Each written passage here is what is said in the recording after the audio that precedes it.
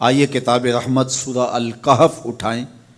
اللہ تعالیٰ نے ایک واقعہ بیان کیا ہے حضرت موسیٰ اور حضرت خضر علیہ السلام کا، کہ حضرت موسیٰ علیہ السلام عزم مصمم کر کے جب چلے تو اللہ فرماتا ہے کہ ہم نے حضرت موسیٰ علیہ السلام کو جس بندے کی نشانی بتائی تھی وہ بندہ ان کو وہاں مل گیا۔ سفید چادر اوڑھے حضرت خضر علیہ السلام وہاں لیٹے ہوئے تھے، تو یہ جا کے ان کے پاس کھڑے ہو گئے کہ حضرت میں آپ کی خدمت میں اس لیے آیا ہوں کہ اللہ نے آپ کو جو خصوصی علم عطا کیے ہیں میں ان کو سیکھنے کی غرض سے آپ کی چوکھٹ پہ آیا ہوں۔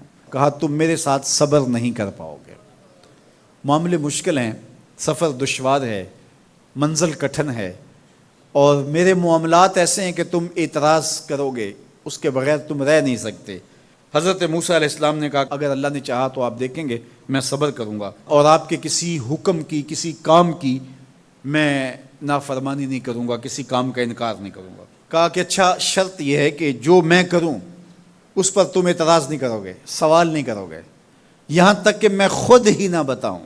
تو کہا کہ یہ شرط ٹھہری، میں کوئی بات نہیں کروں گا۔ فانطلقا، دونوں چل پڑے، دریا کے پار جانا تھا۔ جو کشتی کا مالک تھا، کشتی بان تھا، وہ حضرت خضر علیہ السلام کو جانتا تھا تو اس نے کرایہ بھی نہیں لیا، لیکن جب کشتی پر سوار ہوئے تو عصا مار کے حضرت خضر علیہ السلام نے کشتی کا ایک پھٹا توڑ دیا۔ تو بے ساختہ حضرت موسیٰ علیہ السلام نے کہا آپ نے پھٹا توڑ دیا، یہ سارے ڈوب جائے؟ کہا میں نے کہا تھا نا تم میرے کاموں پہ صبر نہیں کر پاؤ گے۔ تو حضرت موسیٰ کو یاد آیا، کہا میں بھول گیا تھا، اس پر مواخذہ نہ کیجیے۔ پھر دونوں چل پڑے، بچے کھیل رہے تھے، ایک خوبصورت لڑکا وہ بھی بچوں میں کھیل رہا تھا۔ حضرت خضر آگے بڑھے اور اس کی گردن مروڑ دی، اس کو قتل کر دیا۔ صاحب شریعت تھے حضرت موسیٰ علیہ السلام، نہ رہ سکے، پھر بول پڑے ایک جان کو بغیر کسی جان کے بدلے میں قتل کر دیا، اس نے گوایا کیا تھا ہمارا؟ آپ نے بہت ہی جو ہے وہ غلط کام کیا، یہ کام اچھا نہیں کیا آپ نے۔ کہا میں نے کہا نہیں تھا کہ تم میرے ساتھ صبر نہیں کر پاؤ گے۔ کہا ایک موقع اور دے دیجئے، اب اگر میں نے کوئی اعتراض اٹھایا تو پھر دوبارہ مجھے آپ اپنی صحبت میں نہ رکھیے، عذر تمام ہو جائے گا۔ پھر دونوں چل پڑے، یہاں تک کہ ایک بستی میں دونوں آئے تو آپ نے بستی والوں سے کہا کہ ہم مہمان ہیں، آپ ہماری مہمان نوازی کیجیے، کھانا کھلائیے۔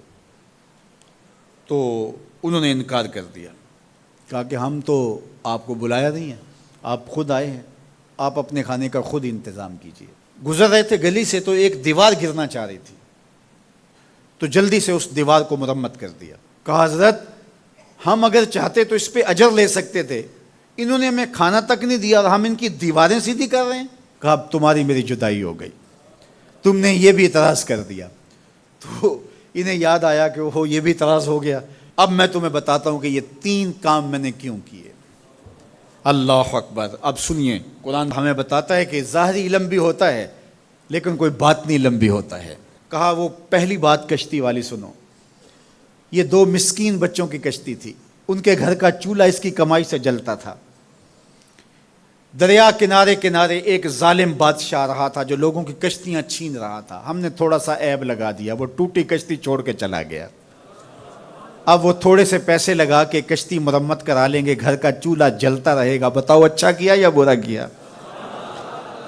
کہا رہی بات اس بچے کی جس کو ہم نے قتل کیا، اس کے ماں باپ مومن تھے، نیک تھے، صالح تھے، بچے نے بڑا ہو کے بہت برا ہونا تھا، ہم نے اس کو قتل کر دیا، اللہ اس کے بدلے ان کو بہتر اولاد دے گا۔ علماء تفسیر نے لکھا ہے اس بچے کے بدلے میں اللہ نے ان والدین کو ایک بیٹی عطا کی جس کی نسل سے 70 نبی پیدا ہوئے۔ دیوار کی کہانی بھی سن لیجئے، یہ شہر کے 2 یتیم بچوں کی دیوار تھی اور اس کے نیچے ان کا خزانہ تھا اور ان کا باپ بڑا نیک تھا۔ خزانہ دیوار کے نیچے ہے، دیوار گرنا چاہ رہی ہے، کسی معمولی دھکے سے گر جاتی۔ 2 ہی صورتیں تھیں، یا وہ بچے خود اپنا خزانہ اٹھا لیتے یا لوگ اٹھا کے لے جاتے۔ لوگ اٹھا کے لے جاتے پھر بھی ہاتھ میں کچھ نہ آیا، اور اگر وہ خود اٹھا لیتے تو بچے ہیں، بچپنے کی وجہ سے وہ اس کو اڑا دیتے۔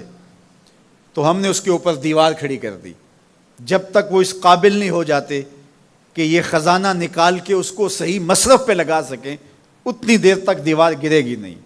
اللہ اکبر۔ وہ کسی وجہ سے دیوار قائم رہے گی، اور جب وہ اس عمر کو پہنچ جائیں گے جس عمر میں وہ اس خزانے کو سنبھال سکیں گے تو پھر دیوار خود بخود گر جائے گی اور یہ خزانہ نکال کر کے اپنے کام پہ لے آئیں گے۔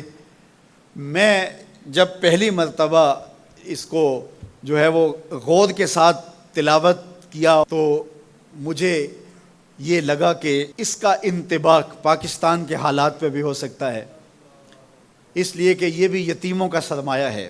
کتنے یتیم روتے بلکتے رہ گئے اور ان کے سر سے جو ہے وہ سائے اٹھ گئے اس وطن کے لیے، لیکن میرے مالک نے اس ملک کے خزانوں پر گہرے پہاڑ اور بڑی بڑی دیواریں کھڑی کر دی ہیں۔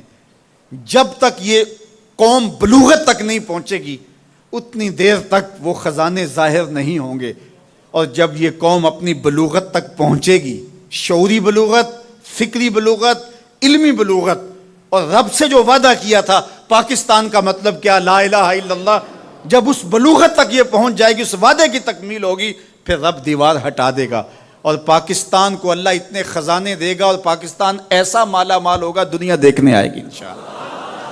اس لیے رب نے دیواریں بنا کے رکھی۔ تمہارا باپ معین الدین چشتی بڑا نیک تھا، تمہارا باپ داتا گنج بخش علی حجویری بڑا نیک تھا، تمہارا باپ حضرت مجدد الف ثانی بڑا نیک تھا، ان کی وجہ سے میں دیواریں کھڑی کر رہا ہوں اور مضبوط حصار لگا رہا ہوں تمہارے خزانوں پر، اور وہ وقت آئے گا جب تم بلوغت کی عمر کو پہنچو گے دیواریں ہٹ جائے گی اور تمہارا وطن زمانے پہ مہکتے پھول کی طرح اور چمکتے ستاروں کی طرح اور روشن آفتاب کی طرح چمکتا اور مہکتا دکھائی دے گا، اور زمانہ پاکستان دیکھنے آئے گا، پاکستان دنیا کی قیادت کرے گا انشاءاللہ۔ تو کہا یہ تعویل ہے ان باتوں کی جو باتیں میرے رب نے مجھے بتائی، اور یہ میں نے اپنی مرضی سے نہیں کہیں، اور جو میں نے کیا اپنی مرضی سے نہیں کیا۔ تو یہ باطنی باتیں ہیں، شاید یہ باطنی باتوں کے جوش میں یہ بات بھی میں کر گیا۔ وہ کیا کسی نے کہا تھا کہ بھری محفل میں ایک راز کی بات کہہ دی، بڑا بے ادب ہوں سزا چاہتا ہوں۔